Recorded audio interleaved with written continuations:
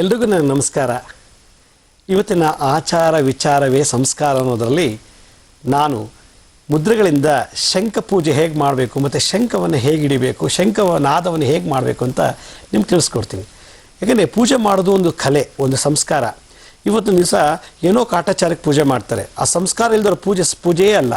ಹೀಗಾಗಿ ಎಷ್ಟೋ ಜನಕ್ಕೆ ಶಂಖ ಮನೆಯಿಟ್ಟು ಪೂಜೆ ಮಾಡ್ತಾರೆ. ಶಂಖ ಯಾಕೆ ಇಡಬೇಕು ಮನೇಲಿ, ಹೇಗೆ ಪೂಜೆ ಮಾಡಬೇಕು, ಶಂಖದಲ್ಲಿ ಏನಿದೆ ಅನ್ನೋದು ತಿಳ್ಕೊಳ್ಬೇಕು. ನಾವು ಆ ಒಂದು ತಿಳ್ಕೊಳ್ಳೋದೇ ಈ ಹಿಂದೂ ಧರ್ಮದ ಒಂದು ಸಂಸ್ಕಾರ. ನೋಡಿ, ನಮ್ಮ ಪೂಜೆಯಲ್ಲಿ ನಾವು ಮಾಡಬೇಕಾದ್ರೆ ನಾವು ಶಂಖಗಳು ಯೂಸ್ ಮಾಡ್ತೀವಿ. ಇದಕ್ಕೆ ಶಂಖ ಅಂತಾರೆ. ಇದನ್ನು ಮೆಗ್ನೀಷಿಯಮ್ ಮತ್ತು ಕ್ಯಾಲ್ಶಿಯಮಲ್ಲಿ ಮ್ಯಾನುಫ್ಯಾಕ್ಚರ್ ಆಗಿದೆ. ಇದು ಭಗವಂತ ಸೃಷ್ಟಿ ಮಾಡಿರೋದು, ನಾವಲ್ಲ. ಇದರಲ್ಲಿ ಪ್ರತಿಯೊಂದು ಶಂಖದಲ್ಲೂ ಮೆಗ್ನೀಷಿಯಮ್ ಮತ್ತು ಕ್ಯಾಲ್ಶಿಯಮ್ ಜಾಸ್ತಿ ಇರುತ್ತೆ. ಇದನ್ನು ಈ ಶಂಖದಲ್ಲಿ ಮನೇಲಿ ಯಾಕೆ ಇಡ್ತಾರೆ ಅಂದರೆ, ಯಾರು ಈ ಶಂಖ ಮನೇಲಿಟ್ಟು ಪೂಜೆ ಮಾಡ್ತಾರೋ ಅಂಥವರಿಗೆ ರೋಗಗಳೇ ಬರೋದಿಲ್ಲ. ಕಾರಣ, ಶಂಖದಲ್ಲಿ ಇಟ್ಟಂಥ ತೀರ್ಥ ನೀರನ್ನು ನಾವು ಪ್ರತಿನಿತ್ಯ ಕುಡಿದಿದ್ದೇ ಆದರೆ ಕ್ಯಾನ್ಸರ್ ಬರಲ್ಲ, ಏಡ್ಸ್ ಬರಲ್ಲ, ಮಾರಕ ರೋಗಗಳು, ವಾಸಿ ಆಗದೇ ಇರುವಂಥ ರೋಗಗಳನ್ನು ಶಂಖದಿಂದ ನಾವು ಕ್ಯೂರ್ ಮಾಡ್ಕೋಬೋದು. ಎಷ್ಟೋ ಜನ ಶಂಖನ ಚೆನ್ನಾಗಿ ಅರೆದು ಅದ್ರ ಬರುವಂಥ ರಸದಿಂದ ಔಷಧಿ ಮಾಡ್ತಾರೆ. ಶಂಖವನ್ನು ಪುಡಿ ಮಾಡಿ ಲೇಹ ಮಾಡಿ ತಿಂತಾರೆ. ಇದೆಲ್ಲ ನಾವು ಮಾಡೋಕ್ಕಾಗಲ್ಲ ಅಂದರೆ ಶಂಖದಲ್ಲಿ ನೀರಿಡಬೇಕು. ಯಾಕೆ ನೀರಿಡಬೇಕು ಅಂದರೆ, ಮೂಲತೋ ಬ್ರಹ್ಮರೂಪಾಯ. ಈ ಶಂಖದ ನೋಡಿ, ಈ ಮೇಲ್ಭಾಗದಲ್ಲಿ ಬ್ರಹ್ಮ ವಾಸಸ್ಥಾನ. ಬ್ರಹ್ಮ ಅಂದರೆ ಪ್ರಜಾಪತಿ. ಈ ಜಾಗದಲ್ಲಿ ಬ್ರಹ್ಮರು ವಾಸ ಮಾಡ್ತಾರಂತೆ. ಶಂಖದ ತೀರ್ಥ ತಗೊಳ್ಳೋದ್ರಿಂದ ಸಂತಾನ ಕೂಡ ಆಗುತ್ತೆ. ಯಾಕೆ? ಸಂತಾನಕಾರಕ ಪ್ರಜಾಪತಿ ಬ್ರಹ್ಮ. ಬ್ರಹ್ಮ ಮೂಲದಲ್ಲಿದ್ದು ಮಧ್ಯತೋ ವಿಷ್ಣು ರೂಪಾಯ. ಶಂಖದ ಮಧ್ಯಭಾಗದಲ್ಲಿ ಇದಿಷ್ಟು ಪೋರ್ಷನಲ್ಲಿ ಭಗವಾನ್ ವಿಷ್ಣು ವಾಸ ಮಾಡ್ತಾರಂತೆ, ಶ್ರೀಮನ್ನಾರಾಯಣ.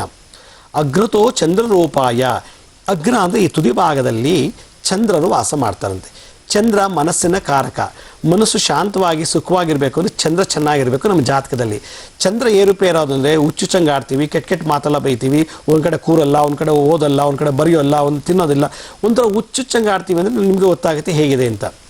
ಅದನ್ನು ಕಂಟ್ರೋಲ್ ಮಾಡೋ ಶಕ್ತಿ ಈ ಶಂಖದಲ್ಲೇ ಇದೆ. ಅದರಿಂದ ಬ್ರಹ್ಮ ಮೇಲ್ಭಾಗ, ಮಧ್ಯದಲ್ಲಿ ವಿಷ್ಣು, ಅಗ್ರತ ಅಂದರೆ ಈ ಕೊನೆ ಭಾಗದಲ್ಲಿ ಚಂದ್ರರಿರ್ತಾರಂತೆ.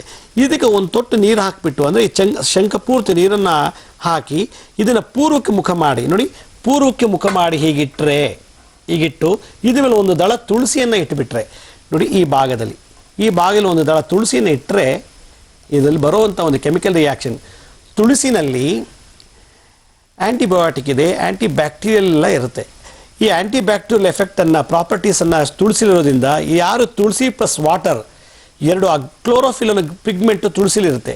ಆ ತುಳಸಿಲಿರೋ ಕ್ಲೋರೋಫಿಲ್ ಪಿಗ್ಮೆಂಟು H2O ಜೊತೆ ರಿಯಾಕ್ಟ್ ಆದಾಗ ಒಂದು ಮೆಡಿಷನ್ ಆಗುತ್ತೆ.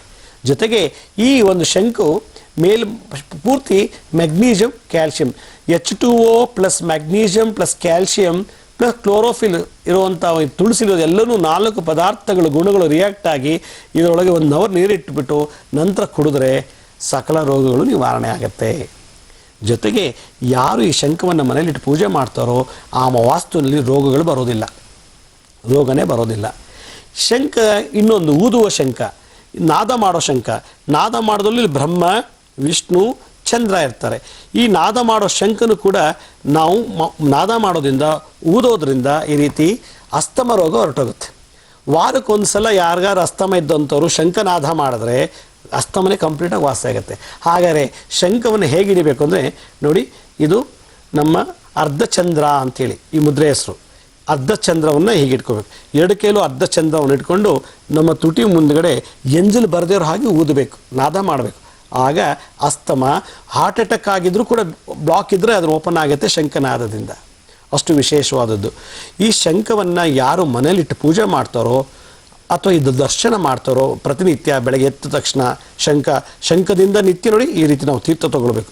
ತೀರ್ಥ ತೊಗೊಂಡ್ರೆ ಸಕಲ ರೋಗಗಳು ನಿವಾರಣೆ ಆಗುತ್ತೆ. ಅದಕ್ಕೆ ಯಾರು ಪೂಜೆ ಮಾಡದೇ ಇರಲಿ, ಮನೇಲಿ ಶಂಖ ಇಟ್ಟು ಕೊಂಚ ನೀರು ಹಾಕಿಬಿಟ್ಟು ಅದ್ರ ಮೇಲೆ ಒಂದು ತುಳಸಿ ಇಟ್ಬಿಟ್ಟು ಮನೇಲಿಟ್ಟರೆ ಬಾಲಾರಿಷ್ಟ ರೋಗಗಳು, ಮನೇಲಿ ಬೆಚ್ಚಿ ಬೀಳ್ತಿದ್ದ ಮಕ್ಕಳು ಕಿಟ್ಟಂತ ಕಿರಿಯೋದು, ಆವಾಗ ಜ್ವರ ಬರ್ತಿದೆ, ಈ ಶಂಖದಿಂದ ಒಂದು ತೊಟ್ಟು ನೀರು ತೊಗೊಂಡು ಆ ಮಕ್ಕಳ ಮೇಲೆ ಪ್ರೋಕ್ಷಣೆ ಮಾಡಿಬಿಟ್ರೆ ಇಮಿಡಿಯೇಟಾಗಿ ಆ ಜ್ವರ, ಬಾಲಾರಿಷ್ಟ ರೋಗಗಳು ಹೊಟ್ಟೋಗುತ್ತೆ. ಮಕ್ಕಳೇನಾದ್ರು ಊಟ ಮಾಡುವಾಗ ಯಾರು ಅಡ್ಡಾಡಿದರೆ, ಓಡಾಡಿದರೆ, ಅದು ಊಟದಲ್ಲಿ ಪಾಯ್ಸನ್ ಆಗಿದ್ದರೆ ಅಥವಾ ಬಿಟ್ಟು ಬಿಟ್ಟು ಜ್ವರ ಬರ್ತಿದ್ರೆ, ಬಿಟ್ಟು ಬಿಟ್ಟು ಬೆಚ್ಚುತ್ತಾ ಇದ್ದರೆ, ಹಲ್ಲು ಕಡಿತಿದ್ರೆ ಮತ್ತು ನಾಲ್ಗೆ ಕಡಿಯೋದಿದ್ರೆ, ಆಗಾಗ ಬೀಳ್ತಿದ್ರೆ ಅಂಥ ಮಕ್ಕಳಿಗೆ ಬಾಲಾರಿಷ್ಟ ರೋಗಗಳಿರ್ತದೆ ಅಂತ. 7.5 ವರ್ಷಗಳು ಮಕ್ಕಳಲ್ಲಿ ಜಾತಕದಲ್ಲಿ ಬಾಲಾರಿಷ್ಟ ಇರ್ತದೆ ಹಲ್ಲು ಬೀಳೋವರೆಗೂ. ಆ ಮಕ್ಕಳನ್ನ ಕರ್ಕೊಂಡೋಗಿ ಡಾಕ್ಟರ್ ಯಾವಾಗಲೂ ತೋರ್ಸೋಕ್ಕಾಗಲ್ಲ. ದುಡ್ಡಿರೋಏನೋ ಕರ್ಕೊಂಡೋಗಿ ತೋರಿಸ್ತಾರೆ. ದುಡ್ಡಿಲ್ಲವ್ರು ಏನು ಮಾಡೋದು, ಶಂಖದಲ್ಲಿ ನೀರಿಡಿ ದಿನ. ಅಂಥ ಸಂದರ್ಭ ಬಂದಾಗ ಶಂಖದ ನೀರು ತಗೊಂಡು ಆ ಮಕ್ಕಳನ್ನ 3 ಸಲ ಪ್ರೋಕ್ಷಣೆ ಮಾಡಿಬಿಟ್ರೆ ಬಾಲಾರಿಷ್ಟ ರೋಗ ಹೊರಟೋಗುತ್ತೆ. ಅದೇ ಥರ ಅಸ್ತಮ ಇರೋರು, ಜಾಂಡೀಸ್ ಇರೋರು, ಡಯಾಬಿಟಿಕ್ ಇರೋರು ಕೂಡ ಶಂಖದ ನೀರನ್ನು ಆಗಾಗ ಕುಡಿತಾ ಇದ್ದರೆ ಬೇಗ ಕ್ಯೂರ್ ಆಗುತ್ತೆ ಅಂಥ ಕಾಯಿಲೆಗಳು. ಅಷ್ಟು ವಿಶೇಷವಾದದ್ದು ಶಂಖ. ಇದು ಭಗವಂತ ನಮಗೂ ಹಾಗೆ ಸೃಷ್ಟಿ ಮಾಡಿಕೊಟ್ಟಿರೋದು. ಅವನ ಸುಖಕ್ಕಲ್ಲ, ಮಾನವರು ಈ ಭೂಮಿ ಗ್ರಹದಲ್ಲಿ ಹುಟ್ಟಿರುವಂಥ ಜನಗಳಿಗೆ ಅವನು ಕೊಟ್ಟಿರೋ ವಿಶೇಷವಾದಂಥ ಒಂದು ಪದಾರ್ಥ ಈ ಶಂಖ. ಇದು ಅವನ ಆಯುಧನಾಗಿ ಉಪಯೋಗಿಸ್ತಾರೆ. ಭಗವಂತನಿಗೆ ಏನಾದ್ರು ಬಂದಾಗ ಅವನು ನಾದ ಮಾಡ್ತಾನಂತೆ. ಯಾರ ಮನೇಲಿ ಶಂಖನಾದ ಆಗುತ್ತೋ ಅವ್ರ ಮೇಲೆ ಶುಭ ಕಾರ್ಯಗಳು ಆಗಾಗ ಆಗ್ತಿರುತ್ತೆ. ಎಲ್ಲೋ ಅಪರೂಪಕ್ಕೆ ಅಪಶಕನಗಳಾಗೋದು ಅವ್ರ ಮನೇಲಿ. ಶಂಖನಾದ ಎಲ್ಲಿ ನಡೆಯುತ್ತದೋ ಅಲ್ಲಿ ಭೂತ ಪ್ರೇತಗಳು ವಾಸ ಮಾಡೋದಿಲ್ಲ. ಎಲ್ಲಿ ಶಂಖನಾದ ಆಗುತ್ತೋ ಕಲಹಗಳಾಗೋದಿಲ್ಲ, ದ್ವೇಷಗಳಿರೋದಿಲ್ಲ, ಶತ್ರು ಕಾಟಗಳಿರೋದಿಲ್ಲ. ಇವತ್ತಿನ ದಿವಸ ನಾವು ಶಂಖನಾದ ಮಾಡೋ ಬದಲು ಶಂಖ ಊದಿ ಅಂದರೆ ಪ್ಯಾಕೆಟ್ಗಟ್ಟಲೆ ಸಿಗರೇಟ್ ಸೇರ್ತಾರೆ. ಹೀಗಾಗಿ ಶಂಖನಾದವನ್ನು ಮಾಡೋದು ಒಂದು ಸಂಸ್ಕಾರ. ಮನೇಲಿ ಶಂಖ ಪೂಜೆ ಮಾಡೋದು ಒಂದು ಸಂಸ್ಕಾರ. ಶಂಖ ದರ್ಶನ ಮಾಡೋದು ಒಂದು ಕೂಡ, ಶಂಖವನ್ನು ನೋಡೋದು ಕೂಡ ಒಂದು ಸಂಸ್ಕಾರ. ಆದ್ದರಿಂದ ನಮ್ಮ ಹಿಂದೂ ಧರ್ಮದಲ್ಲಿ ಶಂಖ ಅಂತ ಹೇಳಬೇಕು, ಶಂಖ ಅನ್ನಬಾರ್ದು. ಮಹಾಪ್ರಾಣ. ಶಂಖ ಅಂತಾರೆ, ಶಂಖ ಅಲ್ಲ, ಶಂಖ. ಅನ್ನೋದು ದೊಡ್ಡ ಅಕ್ಷರ. ಆ ಮಹಾಪ್ರಾಣ ಒತ್ತು ಕೊಟ್ಟು ಹೇಳಿದಾಗ ಆ ಶಂಖ ಅಂದಾಗಲೇ ಸಾಕು, ಕರುಳು ಮತ್ತು ಹೃದಯ ಇಲ್ಲೆಲ್ಲ ಒಂದು ರೀತಿ ಶಬ್ದ ಬರುತ್ತೆ. ಇನ್ನು ಊದ್ಬಿಟ್ರೆ ಅದು ನಾದ ಮಾಡಿದ್ದೇ ಆದರೆ ಭಾಳ ವಿಶೇಷವಾದಂಥ ಶಕ್ತಿ ಪ್ರಾಪ್ತಿ ಆಗ್ತದೆ. ಅದರಿಂದ ಹಿಂದೂಗಳಾದಂಥ ನಾವುಗಳು ಪ್ರತಿನಿತ್ಯ ಮನೆಯಲ್ಲಿ ಶಂಖನಾದ ಮಾಡಬೇಕು. ಅಟ್ಲೀಸ್ಟ್ ಹುಣ್ಣಿಮೆ ಅಮಾವಾಸ್ಯೆ ದಿವಸನಾದ್ರೂ ಶಂಖನಾದ ಮಾಡೋದ್ರಿಂದ ಮನೆಯಲ್ಲಿರತಕ್ಕಂಥ ಕೆಟ್ಟ ಅಪಶಕನಗಳು, ನೆಗೆಟಿವ್ ವೈಬ್ರೇಷನ್ಸ್ ಮಾಯ ಆಗ್ತದಂತೆ. ನಾನು ಕಳೆದ ಸಂಚಿಕೆಯಲ್ಲಿ ಪಂಚಮುಖಿ ಆಂಜನೇಯನ ಮೊದಲನೇ ಮುಖ ಆದಂಥ ಕಪಿಮುಖದ ಬಗ್ಗೆ ಮುದ್ರೆ ತೋರಿಸಿ ಅದು ಮಂತ್ರ ಹೇಳಿದ್ದೆ. ಇವತ್ತಿನ ದಿವಸ ನಾನು ನಿಮಗೆ ಪಂಚಮುಖಿ ಆಂಜನೇಯ ಎರಡನೇ ಮುಖವಾದಂಥ ನರಸಿಂಹ ಮುಖ, ಆ ಮುದ್ರೆ ಹೇಗೆ ಮಾಡೋದು, ಅದು ಮಂತ್ರ ಹೇಳೋದು ಏನು ಅಂತ ತಿಳಿಸ್ಕೊಡ್ತೀನಿ. ಅದಕ್ಕೆ ಮುಂಚೆ ಈ ಮುದ್ರೆ ಯಾಕೆ ಮಾಡಬೇಕು, ಈ ಮಂತ್ರ ಹೇಗೆ ಮಾಡಬೇಕು, ಯಾರ ಮನೆ ವಾಸ್ತುನಲ್ಲಿ, ಅದು ವಾಸ್ತು ಅಂದ ತಕ್ಷಣ ಮನೆ ವಾಸ ಮಾಡುವಂಥ ಮನೆ ಆಗಿರ್ಬೋದು, ಆಫೀಸ್ ಆಗಿರ್ಬೋದು, ದೇವಾಲಯ ವಾಸ್ತು ಆಗಿರ್ಬೋದು, ಅಥವಾ ಬೇರೆ ಯಾವುದಾದ್ರು ವಾಸ್ತುಗಳು, ರಂಗಮಂದಿರ, ಸಿನಿಮಾ ಥಿಯೇಟರ್, ಹೋಟೆಲ್ಲು, ಯಾವುದೇ ಒಂದು ಬಿಸ್ನೆಸ್ ಮಾಡುವಂಥ ಕ್ಷೇತ್ರಗಳಾಗಿರ್ಬೋದು, ಅಥವಾ ರಾಜಕೀಯ ಆಫೀಸ್ಗಳಾಗಿರ್ಬೋದು, ಆ ವಾಸ್ತುನಲ್ಲಿ ಯಾವಾಗಲೂ ಇದ್ದಕ್ಕಿದ್ದಾಗೆ ಯಾವುದೋ ಒಂದು ನೆರಳು ಓಡಾಡ್ದಂಗೆ ಆಗೋದು, ಇದ್ದಕ್ಕಿದ್ದಾಗೆ ಬೆಂಕಿ ಬದ್ದಂಗೆ ಆಗೋದು, ಇದ್ದಕ್ಕಿದ್ದಾಗೆ ಫೋಟೋ ಬಿದ್ದೋಗೋದು, ಇದ್ದಕ್ಕಿದ್ದಾಗೆ ಚೆನ್ನಾಗೇ ಇರ್ತಾರೆ ಕುಸಿದು ಬಿದ್ದೋಗೋದು, ಮೆಟ್ಟಿಲುವಾಗಿ ಜಾರು ಬಿದ್ದೋಗೋದು, ಆಮೇಲೆ ಇದ್ದಕ್ಕಿದ್ದಾಗೆ ಯಾರೋ ಒಂದು ಬರೋದು, ಸುಮ್ಮನೆ ಕೂತಿದ್ದಾಗ ಏನೋ ಡ್ಯಾಮೇಜ್ ಮಾಡೋಟೋಗೋದು, ಏನಾದ್ರು ಒಂದು ಆಗಂತಕಗಳು ಸೃಷ್ಟಿ ಆಗ್ತಾ ಇರ್ತದೆ ಮನೆ ಒಳಗಡೆ. ಇವ್ರು ಬಂದ್ರಪ್ಪ, ಬಂದ ತಕ್ಷಣ ಮನೆ ಬೆಂಕಿ ಬಿತ್ತು, ಬಂದ್ರಪ್ಪ ಹಿಂಗೆ ಆದ ತಕ್ಷಣ ಮನೆ ಬಾಲು ಕಿತ್ತೋಯ್ತು, ನಾವು ಹಿಂಗಂದ ತಕ್ಷಣ ಕಿಟಕಿ ಮುರಿದೋಯ್ತು, ಏನೋ ಒಂದು ಇದಕ್ಕಿದ್ದಾಗೆ ಕಿಟಕಿ ಮುಗಿದೋಗೋದು, ಬಾಲು ಇದಾಗೋದು, ಇದಕ್ಕಿದ್ದಾಗ ಯಾವುದೋ ಒಂದು ಮನೇಲಿ ಅನ್ನ ಇದ್ರೆ ಅಳಿಸೋಗೋದು, ಇದಕ್ಕಿದ್ದಾಗ ಪಾತ್ರೆಗಳು ಬೀಳ್ತಾ ಇರೋದು ರಾತ್ರಿ ಹೊತ್ತು, ಯಾರೋ ಒಂದು ಎಲ್ಲೋ ಒಂಥರ ಎಕೋ ಕಿವಿಗೆ ಏನೋ ಕೂಗ್ದಂಗೆ ಆಗೋದು, ಇದೆಲ್ಲ ಬರ್ತಾ ಇರುತ್ತೆ. ಕಾರಣ ಬ್ರಹ್ಮಹತ್ಯೆ ದೋಷ ಇದ್ದರೆ, ಯಾವುದೋ ಋಣಬಾಧೆ ಏನಾದ್ರು ದೋಷ ಇದ್ದರೆ ಆ ಜಾಗದಲ್ಲಿ, ಆ ವಾಸ್ತುನಲ್ಲಿ, ಯಾವುದೋ ಒಂದು ಇವತ್ತಿನ ದಿವಸ ಬೆಂಗಳೂರಿನಲ್ಲಿ ದೊಡ್ಡ ದೊಡ್ಡ ನಗರಗಳಲ್ಲಿ ಒಂದೇ ಸೈಟ್ನ 5 ಜನಕ್ಕೆ ಮಾರಿಬಿಟ್ಟಿರ್ತಾರೆ. ಪಾಪ 5 ಜನ ಪೇಚಾಡ್ತಿರ್ತಾರೆ, ಗುದ್ದಾಡ್ತಿರ್ತಾರೆ. ಆ ಜಾಗದಲ್ಲಿ ಏನೋ ಮನೆ ಕಟ್ಬಿಟ್ಟು ಹೋದರೆ ಆ 5 ಜನ ಶಾಪನ್ನು ಆ ಮನೆಗೆ ಇರುತ್ತೆ ವಾಸ್ತುಗೆ. ಈ ಥರ ಇದ್ದಾಗ ನಾನು ಹೇಳೋ ಎಲ್ಲ ಸಿಂಪ್ಟಮ್ಸು ಬರುತ್ತೆ.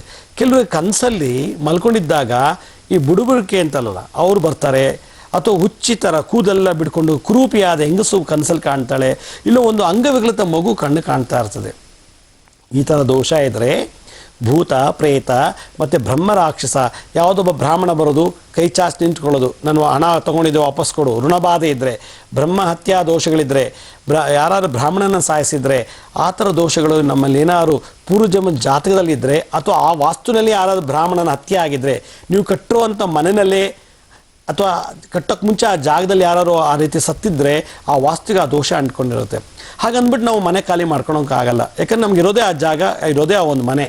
ಹಾಗಾದ್ಮೇಲೆ ಅದು ಆ ಥರ ದೋಷಗಳು, ಬ್ರಹ್ಮಹತ್ಯೆ ದೋಷ, ಭೂತ ಪ್ರೇತ ಪಿಶಾಚಿ ಪೀಡೆಗಳ ಕಾಟ ಮನೆಯೊಳಗಿತ್ತು ಅಂದರೆ ಆ ಮನೆನ ಬಿಡಬೇಕು ಅಂತ ನಾವು ಸಂಕಲ್ಪ ಮಾಡಬಾರ್ದು, ನಿರ್ಧಾರ ತಗೊಳ್ಬಾರ್ದು.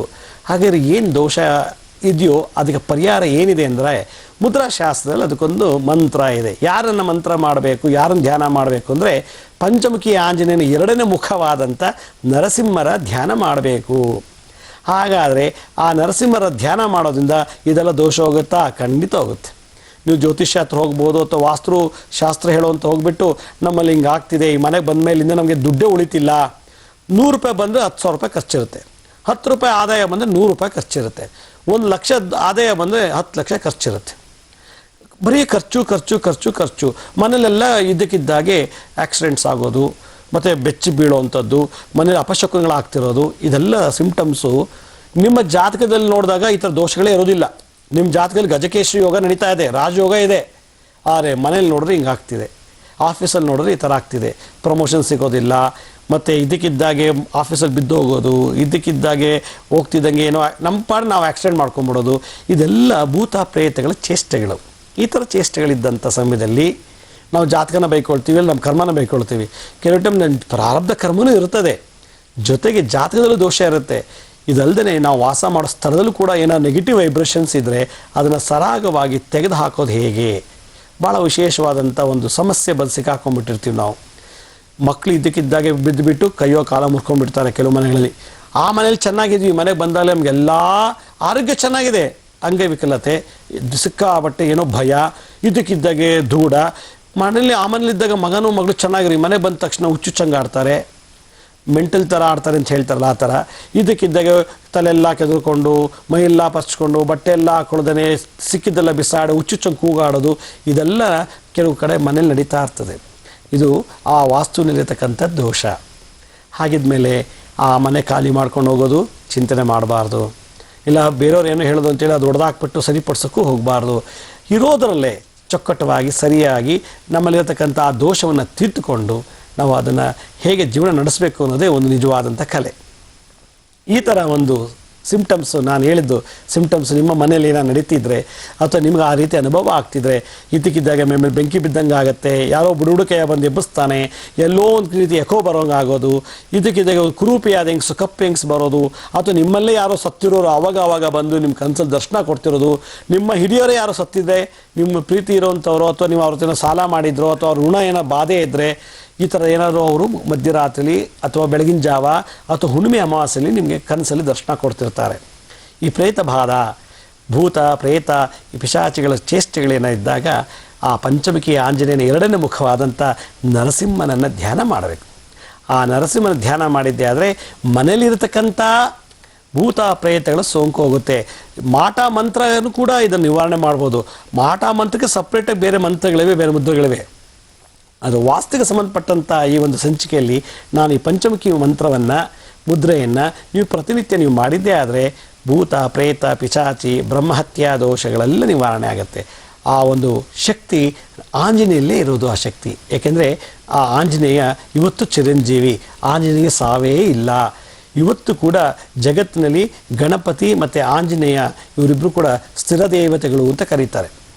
ಇವತ್ತು ರಾಮ ಇದ್ದಾರೋ, ಕೃಷ್ಣ ಇದ್ದಾರೋ, ನರಸಿಂಹ ಇದ್ದಾರೋ, ಶ್ರೀನಿವಾಸ ಇದ್ದಾರೋ ಗೊತ್ತಿಲ್ಲ, ಆದರೆ ಆಂಜನೇಯ ಮತ್ತು ಗಣಪತಿ ಚಿರದೇವತೆಗಳು, ಸ್ಥಿರ ದೇವತೆಗಳು, ಚಿರಸ್ಥಿರ ದೇವತೆ. ಜಗತ್ತಿನೆಲ್ಲ ಇರೋವರೆಗೂ ಕೂಡ ಅವರಿಬ್ಬರು ಶಾಶ್ವತ ಇರುವಂಥ ದೇವತೆಗಳು. ಅವರನ್ನು ಸಂತುಷ್ಟಿಪಡಿಸದೇ ಆದರೆ, ಸಂತೋಷಗೊಳಿಸಿದ್ದೇ ಆದರೆ ನಮ್ಮ ಮನೆಯಲ್ಲಿರತಕ್ಕಂಥ ದೋಷಗಳು ಮತ್ತು ನಮ್ಮ ಜಾತಕದಲ್ಲಿ ಮುಂದೆ ಏನಾದರೂ ಬ್ರಹ್ಮಹತ್ಯೆ ದೋಷಗಳು, ಭೂತ ಪ್ರೇತಗಳು, ಅಕಸ್ಮಾತ್ ನಾವೇ ಸತ್ತೋಗಿ ಆ ಮನೆಗೆ ನಾವೇ ಭೂತವಾ ಪ್ರೇತವಾಗಿ ಬಂದ್ಬಿಡ್ಬೋದೇನೋ, ಹೇಳೋಕ್ಕಾಗಲ್ಲ. ಅಪಮೃತ್ಯು ದುರ್ಮರಣಗಳಿಂದ ಆ ಥರ ದೋಷಗಳೇನಾರು ಇದ್ದಂಥ ಪಕ್ಷದಲ್ಲಿ ಈ ಪಂಚಮುಖಿ ಆಂಜನೇಯನ ಮನೆಯಿಟ್ಟು ಪೂಜೆ ಮಾಡೋದ್ರಿಂದ, ಪಂಚಮುಖಿ ಆಂಜನೇಯನ ನಮ್ಮ ಕುಲದೇವರೆಲ್ಲ ನಾವು ಪೂಜೆ ಮಾಡಲ್ಲ ಅಂತಾರೆ, ಅಟ್ಲೀಸ್ಟು ಮುದ್ರೆಗಳಿಂದ ನಾವು ಮಾಡೋ ಮುದ್ರೆಗಳಿಂದ ಆ ಭಗವಂತನನ್ನು ಆಂಜನೇಯನನ್ನು ಆವಾಹನೆ ಮಾಡಿ ಅದಕ್ಕೆ ಮಂತ್ರದ ಮುಖೇನ ತೃಪ್ತಿಪಡಿಸಿದ್ದೆ ಆದರೆ ನಾನಿಷ್ಟೊತ್ತು ಹೇಳಿದಂಥ ಎಲ್ಲ ಸಿಂಪ್ಟಮ್ಸು ಕೂಡ ನಿವಾರಣೆ ಆಗ್ತದೆ. ಇವತ್ತಿನ ದಿವಸ ಭಾಳ ವಿಶೇಷವಾಗಿ ಬೇಗ ಆಶೀರ್ವಾದ ಸಿಗೋದು ಅಂದರೆ ಗಣಪತಿ, ಅದು ಬಿಟ್ಟರೆ ಆಂಜನೇಯ. ಬೇರೆ ದೇವತೆಗಳು ತುಂಬ ತೂಕ ಹಾಕಿ ನೋಡ್ತಾರೆ, ಇವನು ಕಾಟಾಚಾರಕ್ಕೆ ಮಾಡ್ತಾನೆ, ಆಡಂಬರಕ್ಕೆ ಮಾಡ್ತಾನೆ, ಅಥವಾ ಏನೋ ಒಂದು ಆಸೆ ಇಟ್ಕೊಂಡು ಪೂಜೆ ಮಾಡ್ತಾನಂತ.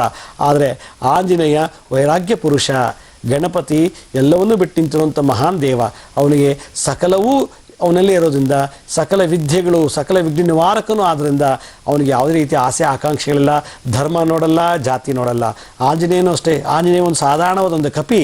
ಆ ಕಪಿ ಅಂತ ನಾವು ಅಲಸ್ಯ ಮಾಡಬಾರ್ದು, ತಿರಸ್ಕರಿಸಬಾರ್ದು. ಭಾಳ ವಿಶೇಷವಾದ ಶಕ್ತಿ ಆ ಆಂಜನೇಯಲ್ಲಿದೆ. ಆಂಜನೇಯ 2ನೇ ಮುಖವಾದಂಥ ನರಸಿಂಹರ ಮುಖ. ಇದನ್ನು ಮಾಡೋದ್ರಿಂದ ಭೂತ ಪ್ರೇತ ಬ್ರಹ್ಮಹತ್ಯಾ ದೋಷಗಳಲ್ಲಿ ನಿವಾರಣೆ ಆಗುತ್ತೆ ಅಂತ. ಯಾರ ಮನೇಲಿ ಈ ಥರ ಸಿಂಪ್ಟಮ್ಸ್ ಇದೆಯೋ ಅವರು ದಿನನಿತ್ಯ ಬೆಳಗ್ಗೆ ಎದ್ದ ತಕ್ಷಣ ಸ್ನಾನ ಮಾಡಿ ಪೂಜಾ ಮಂದಿರ ಮುಂದೆ ಕುಳಿತು ಅಥವಾ ಒಂದು ಒಳ್ಳೆ ಹಾಲಲ್ಲಿ ಕೂತ್ಕೊಂಡು ಈ ನಾ ತೋರಿಸುವಂಥ ಮುದ್ರೆಯನ್ನು ಧಾರಣೆ ಮಾಡಿ ನಾ ಹೇಳುವಂಥ ಮಂತ್ರನ ಜಪ ಮಾಡಿದ್ದೇ ಆದರೆ ಎಲ್ಲ ಭೂತ ಪ್ರೇತಗಳು ಆ ಮನೆಗೆ ಬರುವಂಥ ನೆಗೆಟಿವ್ ಎನರ್ಜಿನೆಲ್ಲ ಸುಟ್ಟು ಭಸ್ಮ ಮಾಡುತ್ತೆ ಈ ನರಸಿಂಹ ಮುಖ, ಆಂಜನೇಯನ ಎರಡನೇ ಮುಖ. ಕಳೆದ ಸಂಚಿಕೆ ನಾನು ಹೇಳಿದೆ ಪೂರ್ವೇ ಕಪಿಮುಖಾಯ, ಪೂರ್ವಕ್ಕೆ ಆಂಜನೇಯ ಕೂತಾಗ ಕಪಿಯಾಗಿ ಕಾಣ್ತಾರೆ, ಕೋತಿಯಾಗಿ ಕಾಣ್ತಾರೆ. ಅಲ್ಲಿ ಠಮ್ ಠಮ್ ಠಮ್ ಠಮ್ ಠಮ್ ಠಮ್ ಅಂತ 6 ಸಲ ಠಮ್ ಅನ್ನೋ ಬೀಜ ಮಂತ್ರ ಹೇಳಬೇಕು, ಆಗ ಶತ್ರು ಬಾಧೆ ನಿವಾರಣೆ ಆಗತ್ತೆ. ಆದರೆ ಈ ನರಸಿಂಹರಿಗೆ ಹಮ್ ಅನ್ನೋ ಒಂದು ಬೀಜ ಮಂತ್ರವನ್ನು 6 ಬಾರಿ ಈ ಮಂತ್ರದಲ್ಲಿ ಸೇರಿಸಿದ್ದಾರೆ. ಹಮ್ ಅನ್ನೋ ಮಂತ್ರ ಅಲ್ಲ ಹಮ್ ಅನ್ನೋ ಬೀಜ ಮಂತ್ರವನ್ನು ನಾವು 6 ಸಲ ಹೇಳಿದರೆ ಆದರೆ ಭೂತ ಪ್ರೇತ ಬ್ರಹ್ಮ ರಾಕ್ಷಸ ದೋಷಗಳೆಲ್ಲ ಆ ವಾಸ್ತು ಇರಿದ್ರೆ ಅದು ನಿವಾರಣೆ ಆಗುತ್ತೆ. ಹಾಗಾದರೆ ಈ ಮಂತ್ರವನ್ನು ಮುದ್ರೆಯನ್ನು ಯಾವ ದಿಕ್ಕಲ್ಲಿ ಮಾಡಬೇಕು ಅಂತ ಬಂದಾಗ ಕ್ವಶನ್ನು, ಅದಕ್ಕೆ ಉತ್ತರ ದಕ್ಷಿಣಕ್ಕೆ ಮುಖ ಮಾಡಿ ಕೂತ್ಕೊಂಡು ಹೇಳಬೇಕು. ಪೂರ್ವೇ ಕಪಿಮುಖಾಯ ಅಂತ ನಾನು ಹಳೆ ಅಂದರೆ ನೆನ್ನೆ ಸಂಚಿಕೆಯಲ್ಲಿ ಹೇಳಿದ್ದೆ. ಇವತ್ತಿನ ಸಂಚಿಕೆಯಲ್ಲಿ ತೋರಿಸುವಂಥ ಮುದ್ರೆಯನ್ನು ದಕ್ಷಿಣಕ್ಕೆ ಮುಖ ಮಾಡಿ ಈ ಮುದ್ರೆಯನ್ನು ಧಾರಣೆ ಮಾಡಿ 11 ಬಾರಿ ಬೆಳಿಗ್ಗೆ ಅಥವಾ ಸಾಯಂಕಾಲ ನೀನು ಹೇಳಿದ್ದೆ ಆದರೆ ಯಾರಾದರೂ ನಿಮ್ಮ ಮನೆಯೊಳಗೆ ಇದನ್ನೊಬ್ಬರು ಮಾಡಿದ್ರೆ ಸಾಕು, ನಿಮ್ಮ ಮನೆ ವಾಸ್ತುಲಿರೋ ಎಲ್ಲ ದೋಷ ನಿವಾರಣೆ ಆಗುತ್ತೆ. ಅಷ್ಟು ಪವರ್ಫುಲ್ಲು ನರಸಿಂಹರನ್ನು ಆಂಜನೇಯನ ಮೂಲಕ ಧ್ಯಾನ ಮಾಡೋದು. ಅದರಿಂದ ಭಾಳ ವಿಶೇಷವಾದ ಶಕ್ತಿ ನರಸಿಂಹರ ಶಕ್ತಿ, ಆಂಜನೇಯನ ಶಕ್ತಿ ಎರಡೂ ಸೇರಿಕೊಂಡು ಹೇಳುವಂಥವನ್ನಲ್ಲಿರತಕ್ಕಂಥ ದೋಷ, ನೀವು ವಾಸ ಮಾಡೋ ಸೂರು, ಆ ವಾಸ್ತು, ಆ ಸ್ಥಳದಲ್ಲೂ ಕೂಡ ಈ ನೆಗೆಟಿವ್ ವೈಬ್ರೇಷನ್ ಹೊರಟೋಗುತ್ತೆ. ಹಾಗಾದರೆ ಆ ಮುದ್ರೆ ಹೇಗಿದೆ? ಮುದ್ರೆ ಸೇಮ್, ಬೇರೆ ಏನು ಚೇಂಜ್ ಇಲ್ಲ. ನಾನು ಕಳೆದ ಸಂಚಿಕೆಯಲ್ಲಿ ತೋರಿಸಿದ ಮುದ್ರೆನೇ ಈ ಮುದ್ರೆನೂ ಇವತ್ತು ಕೂಡ ನರಸಿಂಹರಿಗೆ ಉಪಯೋಗಿಸೋದು. ನೋಡಿ, ಯಾರು ನಿನ್ನೆ ಕಳೆದ ಸಂಚಿಕೆ ನೋಡಿಲ್ವೋ ಅವ್ರು ಮತ್ತೊಮ್ಮೆ ತೋರಿಸ್ತಾ ಇದ್ದೀನಿ. ನಮ್ಮ 2 ಹಸ್ತಗಳನ್ನು ಬೆರಳುಗಳನ್ನು ಅಗಲಿಸ್ಬೇಕು. ಅಗಲಿಸ್ಬಿಟ್ಟು ಬಲಗೈಯನ್ನು ಕೆಳಗಡೆ ಇಡಬೇಕು, ಎಡಗೈ ಕೆಳಭಾಗದಲ್ಲಿ. ಅಂದರೆ ಎಡಗೈ ಹಸ್ತ ಬಲಗೈ ಅಂಗೈ ಮೇಲೆ ಕೂತ್ಕೋಬೇಕು. ಹಾಗೆ ಈ ಬಲಗೈಲು ಎಲ್ಲ ಬೆರಳುಗಳನ್ನು ಮಡಚಿ ನಮ್ಮ ಎಡಗೈಯ ಅಂಗೈ ಮೇಲೆ ಎಲ್ಲ ಪ್ರೆಸ್ ಮಾಡಬೇಕು. ಆಮೇಲೆ ಎಡಗೈಲಿರೋ ಎಲ್ಲ ಬೆರಳುಗಳನ್ನು ಮತ್ತೆ ಬೆಂಡ್ ಮಾಡಬೇಕು. ಇದಕ್ಕೆ ಪಂಚಮುಖಿ ಆಂಜನೇಯ ಮುದ್ರಾ ಅಂತಾರೆ. ಈ ಮುದ್ರೆ ಪಂಚಮುಖಿ ಆಂಜನೇಯನ ಮುದ್ರಾ. ಇನ್ನೊಂದು ಸಲ ತೋರಿಸ್ತೀನಿ. ಬಲಗೈಯನ್ನು ಕೆಳಗಿಟ್ಟು ಎಡಗೈ ಹಸ್ತವನ್ನು ಬಲಗೈ ಅಂಗೈ ಮೇಲಿಟ್ಟು ಬಲಗೈಲಿರೋ ಎಲ್ಲ ಬೆರಳುಗಳನ್ನು ನಮ್ಮ ಎಡಗೈ ಮೇಲೆ ಪ್ರೆಸ್ ಮಾಡಿದಾಗ 5 ಮುಖ ಆಯಿತು. ಆ 5 ಮುಖವನ್ನು ಮತ್ತೊಂದು ಸಲ ಎಡಗೈನ ಮೇಲೆ ಮಾಡಿದಾಗ ಪಂಚಮುಖ. 10 ಆಯುಧಗಳನ್ನು ಧರಿಸುವ ಈ ಆಂಜನೇಯ ದಶದಿಕ್ಕುಗಳಿಂದಲೂ ಬರುವಂಥದ್ದು. ಅಂದರೆ 10 ದಿಕ್ಕುಗಳಲ್ಲಿ ಬರುವಂಥ ಎಲ್ಲ ಭೂತ ಪ್ರೇತ ಬ್ರಹ್ಮಹತ್ಯಾ ದೋಷಗಳನ್ನು ನಿವಾರಣೆ ಮಾಡುತ್ತಾರೆ ಈ ಪಂಚಮುಖಿ ಆಂಜನೇಯ ಮುದ್ರೆ. ಅದಕ್ಕೆ ಈ ಮುದ್ರೆಯನ್ನು ನಿಧಾನವಾಗಿ ಮಾಡಬೇಕು. ಮೊದಲು ಸ್ವಲ್ಪ ಕಷ್ಟ ಆಗುತ್ತೆ, ನೋವೆಲ್ಲ ಬರುತ್ತೆ. ಹೀಗೆ ಒಂದು 15 ನಿಮಿಷ ಇಟ್ಕೊಂಡು ಕೂತ್ಕೊಂಡ್ರೆ ನೀವು ಇದನ್ನು ಮಾಡಿ ನೋಡಿ, ನಿಮಗಾಗೋ ಒಂದು ಅನುಭವ ಇದೆಯಲ್ಲ, ಅದು ಮಹದಾನಂದ, ಪರಮಾನಂದ. ಆ ಸುಖನ ನಾವು ಯಾವುದಲ್ಲೂ ಪಡ್ಕೊಳ್ಳೋಕ್ಕಾಗಲ್ಲ. ಒಳ್ಳೆ ಊಟದಲ್ಲಾಗಲಿ, ಚೆನ್ನಾಗಿ ಕುಡಿಯೋದಲ್ಲಾಗಲಿ, ಸೇದೋದರಾಗಲಿ, ಡ್ರಗ್ಸಿಂದಾಗಲಿ ಅಥವಾ ರತಿ ಸುಖ ಪಡೆಯೋದನ್ನು ಯಾವುದಲ್ಲೂ ಸಿಗದಿರುವಂಥ ಸುಖ ಈ ಮುದ್ರೆಯಿಂದ ಮಂತ್ರದಿಂದ ಸಿಕ್ಕುತ್ತೆ. ಅಷ್ಟು ಆನಂದ ಸಿಗುತ್ತೆ. ಅದೇ ಪರಮಾನಂದ. ಈ ಮುದ್ರೆಯನ್ನು ಧಾರಣೆ ಮಾಡಿ ದಕ್ಷಿಣಕ್ಕೆ ಮುಖ ಮಾಡಿ ಕೂತ್ಕೊಳ್ಬೇಕು. ದಕ್ಷಿಣಕ್ಕೆ ಮುಖ ಮಾಡಿ ಕೂತಾಗ ಆ ಮಂತ್ರ ಹೇಗಿದೆ ಅಂದರೆ, ಓಂ ನಮೋ ಭಗವತೆ ಪಂಚವದನಾಯ ದಕ್ಷಿಣೆ ಕರಾಲವದನೆ ಶ್ರೀ ನಾರಸಿಂಹ ಮುಖಾಯ ಓಂ ಶ್ರೀ ಹಂ ಹಂ ಅಂತ ಹೇಳಬೇಕು. ಆದರೆ ಇಲ್ಲಿ ಹಮ್ ಅನ್ನೋದನ್ನು 6 ಸಲ ಹೆಂಗೆ ಹೇಳಬೇಕು ಅನ್ನೋದನ್ನು ನಾವು ಕೌಂಟ್ ಮಾಡ್ಕೋಬೇಕು. ಕೌಂಟ್ ಮಾಡೋದು ಹೆಂಗೆ? 5 ಹೇಳೋಂಗಿಲ್ಲ, 6 ಹೇಳೋಂಗಿಲ್ಲ. ಅದರಿಂದ ನಾವು ಹೇಳಬೇಕಾದ್ರೆ ಈ ಬೆರಳಲ್ಲೇ ಏನಾದರೂ ಕೌಂಟ್ ಇಟ್ಕೋಬೇಕು ನೀವು, ಅಭ್ಯಾಸ ಆಗೋವರೆಗೂ. ಓಂ ನಮೋ ಭಗವತೆ ಪಂಚವದನಾಯ ದಕ್ಷಿಣೆ ಕರಾಲವದನೆ ಶ್ರೀ ನಾರಸಿಂಹ ಮುಖಾಯ ಓಂ ಶ್ರೀ ವೀರ ಹನುಮತೆ ಓಂ ಹಂ ಹಂ ಹಂ ಹಂ ಹಂ ಹಂ ಸಕಲಭೂತ ಪ್ರೇತ ಧಮನಾಯ ಬ್ರಹ್ಮಹತ್ಯಾ ಸಂಬಂಧ ಬಾಧ ನಿವಾರಣಾಯ ಮಹಾಬಲಾಯ ಹುಂ ಫಟ್ ಶ್ರೀ ವೀರ ಹನುಮತೆ ನಮಃ ಅಂತ ಈ ಒಂದು ಮಂತ್ರ. ಭಾಳ ವಿಶೇಷವಾದಂಥ ಮಂತ್ರ. ಇದು ದೇವಾನುದೇವತೆಗಳು ಜಪ ಮಾಡ್ತಾರಂತೆ. ಇನ್ನೊಂದು ಸಲ ಹೇಳ್ತೀನಿ. ಓಂ ನಮೋ ಭಗವತೆ ಪಂಚವದನಾಯ ದಕ್ಷಿಣೆ ಕರಾಲವದನೆ ಶ್ರೀ ನಾರಸಿಂಹ ಮುಖಾಯ ಓಂ ಶ್ರೀ ವೀರ ಹನುಮತೆ ಓಂ ಹಂ ಹಂ ಹಂ ಹಂ ಹಂ ಹಂ ಸಕಲಭೂತ ಪ್ರೇತ ಧಮನಾಯ ಬ್ರಹ್ಮಹತ್ಯಾ ಸಂಬಂಧ ಬಾಧ ನಿವಾರಣಾಯ ಮಹಾಬಲಾಯ ಹುಂ ಫಟ್ ಶ್ರೀ ವೀರ ಹನುಮತೆ ನಮಃ ಅಂಥೇಳಿ ಈ ಮಂತ್ರ ಜಪ ಮಾಡಬೇಕು. ಯಾವಾಗ ಈ ಮಂತ್ರವನ್ನು ಜಪ ಮಾಡ್ತಿರೋ ಆಗ ನಿಮ್ಮ ಮನೆಯಲ್ಲಿ ಎಂಥ ಋಣಬಾಧೆ ದೋಷ, ಯಾರ್ಯಾರು ಸಾಲ ಕೊಟ್ಟಿದ್ರೆ ಅಥವಾ ಸಾಲ ತೊಗೊಂಡು ನೀವು ತೀರಿಸ್ತೆ ಅವ್ರು ಸತ್ತೋಗ್ಬಿಟ್ಟಿದ್ರೆ ಅವರು ಕನಸಲ್ಲಿ ಯಾವ್ಯಾವ ರೂಪದಲ್ಲೋ ಬಂದು ನಿಮ್ಗೆ ಹಿಂಸೆ ಕೊಡ್ತಾರೆ. ನೀವು ಏನೋ ಸಾಲ ತೊಗೊಂಡ್ಬಿಟ್ಟಿರ್ತೀರ, ಸುಖವಾಗಿರ್ತೀರ, ಸತ್ತೋರು ನನ್ನ ದುಡ್ಡೇ ಕೊಟ್ಟಿರಲ್ಲ ಇವರು ಅಂತೇಳಿ ನಿಮ್ಮ ಮಕ್ಕಳ ಮೇಲೆ ಅವರು ಬಂದು ಆವಾಹನೆ ಆಗ್ತಾರೆ, ಪೀಡೆಗಳನ್ನು ಕೊಡ್ತಾರೆ, ಕಷ್ಟಗಳನ್ನು ಕೊಡ್ತಾರೆ. ಅದು ಯಾವುದೇ ರೀತಿ ಋಣಬಾಧೆ ಆಗಿರ್ಬೋದು, ಪುಸ್ತಕ ಋಣ, ಬಟ್ಟೆ ಋಣ, ಅನ್ನದ ಋಣ, ಆಸ್ತಿ ಋಣ, ಯಾವುದೇ ಒಂದು ಋಣ ಆದರೂ ಕೂಡ ಆ ಋಣ ಹತ್ಯಾ ದೋಷಗಳನ್ನು ನಿವಾರಣೆ ಮಾಡಲಿಕ್ಕೆ ಶಾಸ್ತ್ರದಲ್ಲಿ ಇದೊಂದು ವಿಶೇಷವಾದಂಥ ಪರಿಹಾರ. ಅದಕ್ಕೆ ನಾನು ನಿಮ್ಗೆಲ್ರಿಗೂ ಹೇಳೋದಿಷ್ಟೇ, ಸುಮ್ಮನೆ ನಾವು ವಾಸ್ತು ಹತ್ರ ಅಥವಾ ಜ್ಯೋತಿಷ್ ಹತ್ರ ಹೋಗ್ತೀವಿ ಅಥವಾ ಏನೋ ಡಾಕ್ಟರ್ ಹತ್ರ ಹೋಗ್ತೀವಿ, ನಂಗೆ ಹಿಂಗೆ ಆಗ್ತಿದೆ, ಬೆಚ್ಚಿ ಬೀಳ್ತೀನಿ, ನಮಗೇನೋ ತೊಂದರೆ ಆಗ್ತಿದೆ ಮನೇಲಿ ಅಂತ ಹೇಳಿದಾಗ ಅದಕ್ಕೆ ಪರಿಹಾರ ಹೇಳೋಕ್ಕೆ ಸಾಧ್ಯನೇ ಇಲ್ಲ. ಎಷ್ಟೋ ಜನ ಕಾಯಿಲೆಯಿಂದ ನರಳುತ್ತಿರ್ತಾರೆ ಈ ಭೂತ ಪ್ರೇತಗಳ ಸೋಂಕಿನಿಂದ. ಎಲ್ಲ ರಿಪೋರ್ಟು ಸರಿ, ನಾರ್ಮಲ್ ಅಂತಾರೆ, ಏನು ಪ್ರಾಬ್ಲಮ್ ಇಲ್ಲ, ಆ ರೋಗದಿಂದ ನರಳುತ್ತಿರ್ತಾರೆ. ಅಂಥವ್ರಿಗೆ ಇದೊಂದು ಸೂಕ್ತ ಪರಿಹಾರ ನೀವು ಮಾಡಿ ನೋಡಿ ಒಂದ್ಸಲ ಮನೆಯಲ್ಲಿ. ಎಲ್ಲನೂ ನೀವು ಮಾಡಿದ್ದೀರಾ, ಜ್ಯೋತಿಷ್ಯ ಹತ್ರ ಹೋಗಿದ್ದೀರಾ, ಡಾಕ್ಟರ್ ಹತ್ರ ಹೋಗಿದ್ದೀರಾ, ಮಂತ್ರ ತಂತ್ರ ಮಾಡೋ ಹತ್ರ ಹೋಗಿದ್ದೀರಾ, ಆದರೂ ನೀವು ಸುಖವಾಗಿ ನೆಮ್ಮದಿಯಾಗಿಲ್ಲ ಅಂದರೆ ಈ ನಾನು ತೋರಿಸಿ ಒಂದು ಪಂಚಮುಖಿ ಆಂಜನೇಯ ಮುದ್ರೆಯನ್ನು ಒಮ್ಮೆ ಒಂದು ಸಲ ಮಾಡಿ ನೋಡಿದಾಗ ನಿಮಗೆ ಪರಿಹಾರ ಕಂಠ ಸಂತೋಷ. ನೀವು ಕಲಿತು 4 ಜನಕ್ಕೆ ವಿದ್ಯೆ ದಾನ ಮಾಡಿಕೊಡಿ. ಯಾಕೆಂದರೆ ನಮ್ಮ ಥರನೇ ಜಗತ್ತು ಎಲ್ಲ ಮನುಷ್ಯರೋದ್ರಿಂದ ನಾವು ಒಬ್ಬ ಮನುಷ್ಯನಾಗಿ ಇನ್ನೊಬ್ಬ ಮನುಷ್ಯನಿಗೆ ತೊಂದರೆ ಕೊಡಬಾರ್ದು. ನಾವೊಬ್ಬ ಮನುಷ್ಯನಾಗಿ ಇನ್ನೊಬ್ಬನಿಗೆ ಒಳ್ಳೆ ಮಾಡೋದೇ ಈ ಮನುಷ್ಯನ ಜನ್ಮದ ಒಂದು ಉದ್ದೇಶ. ಅದಕ್ಕಾಗಿ ಈ ಜನ್ಮ ಪ್ರಾಪ್ತಿಯಾಗಿರೋದು. ಈ ಜನ್ಮ ಸಾರ್ಥಕ ಮಾಡ್ಕೋಬೇಕು ಅಂದರೆ ನಾವು ಇನ್ನೊಬ್ಬರಿಗೆ ಏನಾದ್ರು ಒಂದು ದಾನ ಮಾಡಬೇಕು. ಒಡವೆ ಕೊಡೋಕ್ಕಾಗಲ್ಲ, ಊಟ ಹಾಕೋಕ್ಕಾಗಲ್ಲ, ವಸ್ತ್ರ ಕೊಡೋಕ್ಕಾಗಲ್ಲ ಅಥವಾ ಹಣ ಕೊಡೋಕ್ಕಾಗಲ್ಲ, ಅಟ್ಲೀಸ್ಟ್ ನಮ್ಗೆ ಆದಂಥ ಅನುಭವನ, ಒಂದು ಒಳ್ಳೆ ವಿದ್ಯೆಯನ್ನು ಇನ್ನೊಬ್ಬರಿಗೆ ಹಂಚ್ಕೊಂಡಿದ್ದೆ ಆದರೆ ಈ ಭೂಮಿಯನ್ನು ಒಂದು ಗ್ರಹದಲ್ಲಿ ಈ ಮಾನವ ಅಂತ ಹುಟ್ಟಿದ್ದಕ್ಕೂ ಕೂಡ ಸಾರ್ಥಕ ಆಗುತ್ತೆ. ಆದ್ದರಿಂದ ಜಗತ್ತಿನಲ್ಲಿ ಯಾರನ್ನು ಮರೆತು ಕೂಡ ಆಂಜನೇಯ ಮರೆಯೋಕ್ಕಾಗೋದಿಲ್ಲ. ಆಂಜನೇಯ ಸಕಲ ವಾಸ್ತು ದೋಷಗಳನ್ನು ವಿಮುಕ್ತಿ ಹೊಂದಿರೋನು, ಸಕಲ ದೋಷಗಳನ್ನು ನಿರುಕ್ತಿ ಹೊಂದಿರುವಂಥನು, ಅಂದರೆ ಎಲ್ಲ ಬಂಧಗಳನ್ನು ಮುಕ್ತಿ ಪಡೆದಂಥ ದೇವಾನುದೇವತೆಗಳಲ್ಲಿ ಆಂಜನೇಯ ಒಬ್ಬರೇ. ಆದ್ದರಿಂದ ಅಂಥವರಲ್ಲಿ ನರಸಿಂಹರ ಶಕ್ತಿ ಇದೆ ಅಂದರೆ ಭಾಳ ವಿಶೇಷವಾದದ್ದು. ಆ ಪ್ರಾಣದೇವರಿಗೆ ನಾವು ಕೊಡೋ ಒಂದು ಶರಣವನ್ನು ಏನು ಯಾವ ರೀತಿ ಹೇಳ್ತೀವಿ ಅಂದರೆ ಈ ಮುದ್ರೆಯಲ್ಲಿ ಆವಾಹನೆ ಮಾಡಿ, ಈ ಮಂತ್ರ ಜಪ ಮಾಡಿ. ಹೀಗೆ ನಾನು ಮುಂದಿನ ಸಂಚಿಕೆಯಲ್ಲಿ ಮತ್ತೊಂದು ಪಂಚಮುಖಿ ಆಂಜನೇಯ ತಮ್ಮನ್ನು ಭೇಟಿ ಮಾಡ್ತೀನಿ. ಅಲ್ಲಿವರೆಗೂ ಆಂಜನೇಯ ನಿಮಗೆಲ್ರಿಗೂ ಒಳ್ಳೇದು ಮಾಡಲಿ ಅಂತ ಕೇಳ್ತಾ ನಾನು ನಮಸ್ಕರಿಸ್ತೀನಿ. ಸಾಯಿರಾಮ್.